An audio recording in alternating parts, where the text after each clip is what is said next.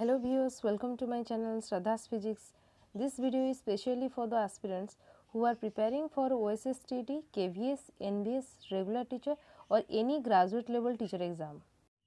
Today our topic is linear momentum. The linear momentum of a body, it is the product of mass and the velocity of the object. So it is associated with the translatory motion, it is a vector quantity, and the direction of the linear momentum, it is in the direction of the velocity of the object.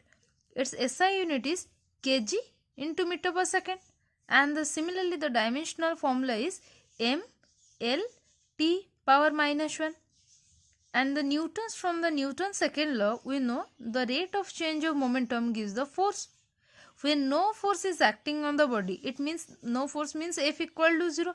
It means 0 equal to dp by dt, or we can write dp by dt equal to F, that is 0. No force is applied, so that P is constant, or our linear momentum is constant at that point. Otherwise, we can say that if the velocity is constant, it means that the body is at rest, or it moves. If a body is at rest or moving with a constant velocity, in that case we can say that the rate of change of linear momentum is 0. Similarly, the slope of the linear momentum and t graph, if we will see, this is the slope, this slope, that is the theta angle, it will give the magnitude of the force, or we can say that the tan theta equal to this dp, the change in momentum divided by the change in time. So this dp by dt, or the force, equal to the slope, that is tan theta. So forces acting simultaneously at the same point on a body are called the concurrent forces. If the force acting in the same plane, if the same plane, then this is coplanar forces, and the force acting parallel to each other are called the collinear forces. So these are some basic points which we have to just recall to solve some problems. So the law of conservation of linear momentum, it is applicable for isolated system, and the algebraic sum of momenta must be along a particular straight line. And what is momentum of a force? Moment of a force is the force into perpendicular distance of the line of action of force from the point where the rotation takes place, or simply we can say that this is the force into the perpendicular distance, and its unit is Newton into meter. And the quantity of motion of a moving body, it gives the momentum. So let us solve some questions based on the linear momentum. It is asked that two bodies A and B of masses 5 kg and 50 kg are moving with velocities 10 meter per second and 1 meter per second. So which of them possesses greater amount of motion? Greater amount of motion means which among the two possesses the greater linear momentum.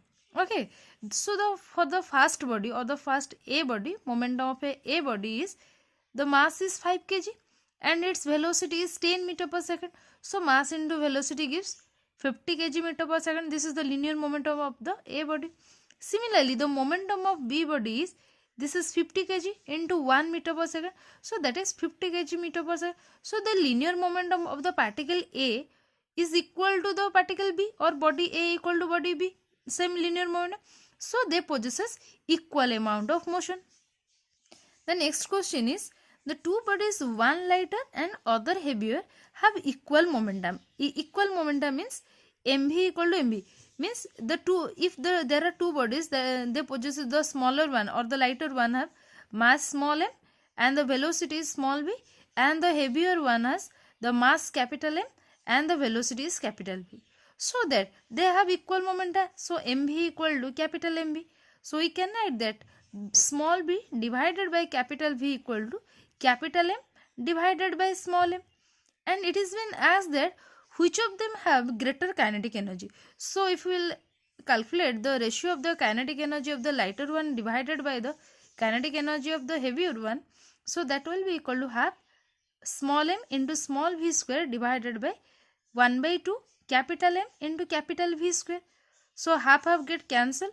So this will be small m divided by capital M into small b square divided by capital V square. So here we have already calculated from the equal momentum relation, that is small v by capital V gives capital M divided by small m. So just putting these values, small v by capital V, that is capital M divided by small m square, both square. So by cancelling small m with the small m and capital M with the capital M, the remaining is capital M divided by small m. So the kinetic energy for the lighter particle divided by the kinetic energy of the heavier particle equal to capital M divided by small m. So it means that the kinetic energy of the lighter particle is directly proportional to the capital M and kinetic energy of the heavier particle is directly proportional to small m. Otherwise, we can say that if we also know that the heavier mass means capital M is larger than small m. So simply from this relation, we can say that the kinetic energy of the lighter particle is larger than that of the kinetic energy of the heavier particle. So from this relation. So next question is, the two bodies, one light and other heavy, have equal kinetic energy. So which of the two possesses greater momentum? So one is lighter, another one is heavier. Similarly, we can take the small m and small v as the mass and velocity of the lighter particle, and capital M and capital V as the mass and velocity of the heavier particle. So it has been given that they possesses equal kinetic energy. So equal kinetic energy means half small m into v square equal to half capital M into v square. So from this relation, cancelling 1 by 2 with 1 by 2, that is small m divided by capital M equal to capital V square divided by small v square. Otherwise, by taking the square root of small m by capital M, we will get capital V by small v. So this is the relation. Or simply, by taking the reciprocal of it, small v divided by capital V equal to capital M divided by small m root over. So it has been asked that which of the two possesses greater momentum. So what is the relation between the linear momentum for the lighter particle with respect to the heavier particle equal to, this is my small m into small v for the lighter particle linear momentum, and for the heavier particle this is capital M into capital V. So that small m divided by capital M into, in place of small v divided by capital V, we have to put capital M by small m root over. And by cancelling this, the left one is small m divided by capital M root over. So PL by PH equal to small m by capital M root over. Small m is the lighter particle and capital M is the heavier one.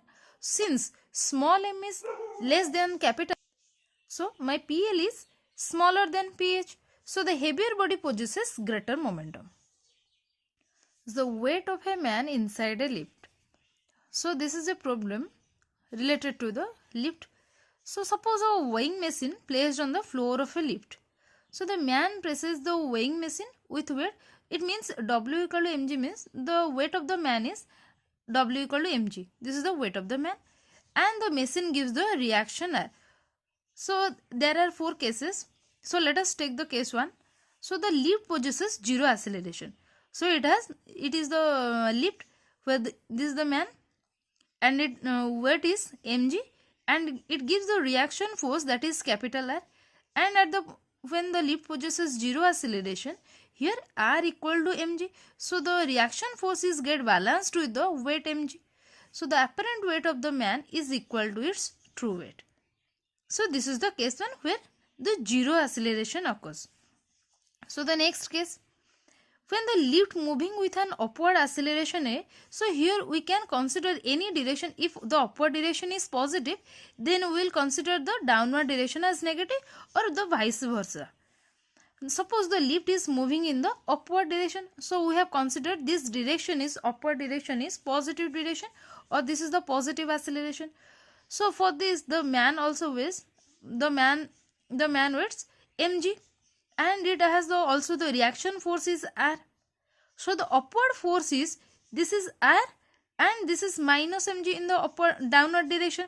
So the total force is R minus mg. And by using the Newton's second law, we can write that force equal to mass times acceleration. So this is equal to mass into acceleration. This is ma. So we can write that this R minus mg equal to ma. Or by taking this mg on the right hand side, R equal to taking m common, this is g plus a. So here this apparent weight of a man is greater than its true weight. True weight means mg, or this is where the additional weight is we can say that this apparent weight of the man is greater than its true weight. Okay. Next case 3. So the lift moving now in the downward direction with an acceleration a. So since here we have considered, we can consider this downward direction as positive, upward direction as negative, or the vice versa.